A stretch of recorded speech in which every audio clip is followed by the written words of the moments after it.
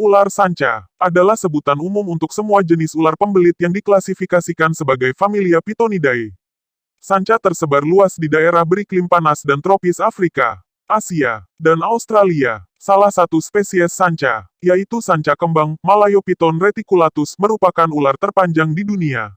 Penyebaran dan habitat sunting. Sanca tersebar luas di Afrika Sub-Sahara, Nepal, India, Sri Lanka, Myanmar, Tiongkok Selatan, Asia Tenggara, serta dari Filipina ke selatan hingga Indonesia, Papua Nugini, dan Australia. Di Amerika Serikat, terdapat populasi terintroduksi dari sanca bodo Piton bivitatus, yang menjadi spesies invasif semenjak akhir tahun 1990-an.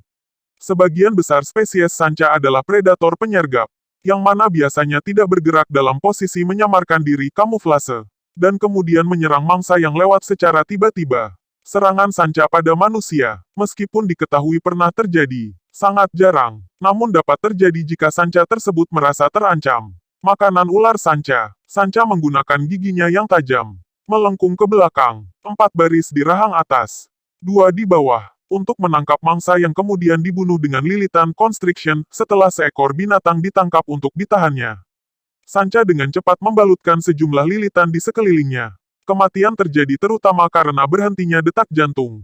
Namun tujuan yang sebenarnya dari lilitan tersebut adalah untuk menekan saluran darah yang menuju ke otak, agar darah yang menuju ke otak terhenti dan mangsa menjadi lemas. Spesimen yang lebih besar biasanya memakan hewan seukuran kucing rumah, tetapi diketahui menyukai mangsa yang lebih besar. Beberapa spesies sanca besar Asia diketahui mampu menjatuhkan rusa dewasa.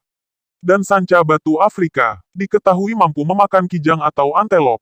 Pada tahun 2017, diketahui sebuah kasus manusia dimangsa oleh sanca di Sulawesi, Indonesia. Semua mangsa ditelan secara utuh, dan mungkin butuh beberapa hari atau bahkan berminggu-minggu untuk dicerna sepenuhnya dan sanca tersebut langsung mati secara tiba-tiba. Sanca adalah ular ovipar, atau dengan kata lain, berkembang biak dengan bertelur. Hal ini membedakannya dari familia Boidae ular boa, yang sebagian besar berkembang biak dengan, seperti melahirkan, ovovivipar.